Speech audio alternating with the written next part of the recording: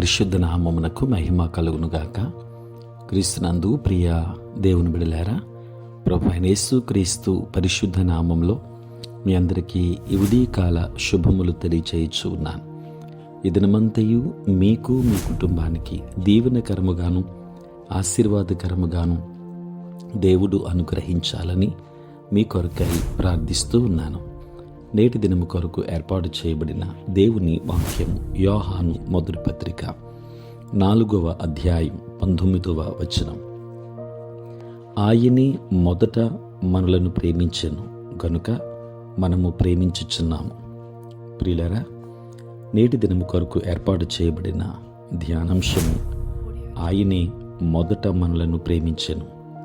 ప్రియులారా, ఈ సులువైన సూటి అయిన లేఖన సత్యాన్ని గుర్తించకపోవడం ఆశ్చర్యం. మనం క్రియలను బట్టి దేవుడు మనలను ప్రేమించడం లేదు. మన కోసం దేవుడు చేసిన క్రియను ఆయన్ని ప్రేమిస్తున్నాం.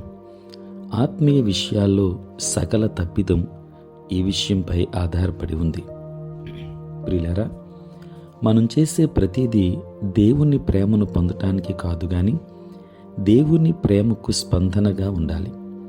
ఒకవేళ మన క్రియ ద్వారా దేవుని అనుగ్రహాన్ని పొందాలనే ఉద్దేశం ఉంటే సత్క్రియలు ఎంతగా లాభమైనా అవి దేవునికి అంగీకారం కావు. ఆయన మన క్రియలను బట్టి స్పందించడు. యేసుకు స్తోత్రం. మనం ఇంకా పాపులుగా ఉండగానే దేవుడు తన ప్రేమను మన పట్ల వెల్లడిపరిచాడు. రోమీయులకు రాసిన పత్రిక 5వ అధ్యాయం 8వ వచనములో ఈ మాట చూస్తాం. ప్రియులారా, మనం ప్రేమింపదగిన వారమనే కాకుండా ఆయన ప్రేమాస్వరూపి గనుక మనలను ప్రేమిస్తున్నాడు. అనర్హమైన సాధించలేని ఈ దేవుని ప్రేమను అభినందించినప్పుడు మాత్రమే తిరిగి మనం ఆయన్ని ప్రేమించగలం. సకల ప్రేమ ఆయన నుండి వస్తుంది.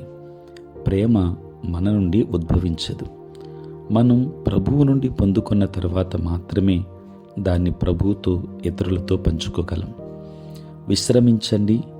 దేవుణ్ణి ప్రేమించడానికి నీవు బలవంతం చేసుకోనక్కరలేదు. ఆయన నిన్ను ఎంతగా ప్రేమించాడనే దానిపై దృష్టిని ఉంచడమే నీవు చేయవలసిందల్లా. ప్రియ దేవుని బిడ్డలారా, ఈరోజు మీ పట్ల ఉన్న ఆయన ప్రేమ లోతును అన్వేషిస్తుండగా తిరిగి అనుకోకుండానే ఆయన్ని ప్రేమించడం ప్రారంభిస్తాం. అది తప్పించుకోలేనిది. ప్రభు కొరకు నీవేమి చేయాలనే దానిపై దృష్టిని ఉంచడానికి బదులు నీ కొరకు ఆయన ఇదివరకే చేసిన దానిపై దృష్టిని ఉంచండి. అప్పుడు నీ ప్రియమైన తండ్రి పట్ల నీ హృదయం నుండి ప్రేమ, అభినందన యథేచ్ఛగా ప్రవహిస్తుంది. కారణం ఆయనే మొదట మనలను ప్రేమించాడు కనుక మనం ప్రేమిస్తున్నాం. దేవుని ప్రేమ మనలో మరింతగా బలపడును గాక. ప్రార్థన. పరిశుద్ధుడైన తండ్రి, ప్రేమ కలిగిన ప్రభువా, మీ పరిశుద్ధ నామములకై వందనాలు, స్తుతులు, స్తోత్రాలు చెల్లిస్తూ ఉన్నాము. రాత్రంతయు కాపాడి సంరక్షించి సుఖనిద్రను మాకు దయచేసి మా జీవితంలో మరి ఇక నూతన దినాన్ని మేము చూడగలిగే భాగ్యాన్ని మీరు మాకు అనుగ్రహించినందులకే స్తోత్రాలు. ప్రభువా, ఈ దినమంతా కూడా మీ సన్నిధి మాతో ఉంచండి. మీ ప్రసన్నత మాకు దయచేయండి. నాయన, నేటి మా పనులలో, ప్రయాణములలో, పరిచర్య అంతటిలో మీరే తోడై ఉండండి.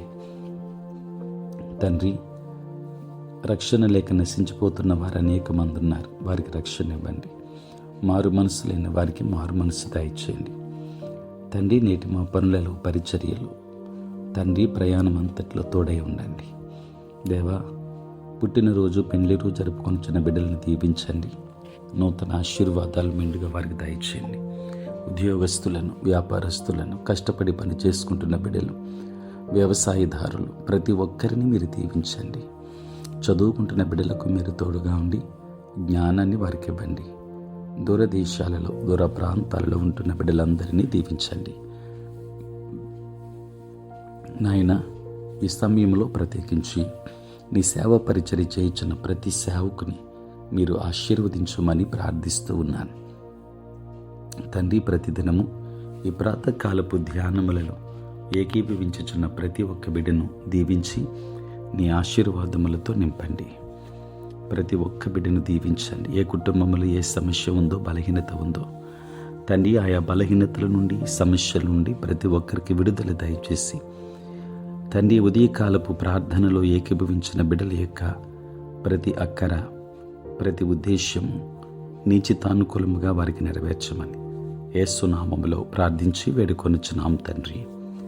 ఆమేన్. తండ్రి, కుమార, పరిశుద్ధాత్మ త్రియేక దేవుని దీవెన సదా మీకును మీ కుటుంబానికి తోడై ఉండును గాక. ఆమేన్.